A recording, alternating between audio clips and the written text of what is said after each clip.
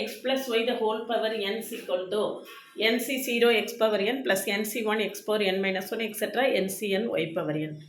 அதே இது x minus y the whole power nல ஆல்டர்னேட்டாக உங்களுக்கு ப்ளஸ் மைனஸ் வந்துகிட்டே இருக்கும். கடைசி டைம் ஆடாக இருந்ததுன்னா மைனஸில் வரும், ஈவனாக இருந்ததுன்னா ப்ளஸில் வரும். அதே மாதிரி 1 + x the whole power n ஃபுல்லாக பாசிட்டிவாக இருக்கும்.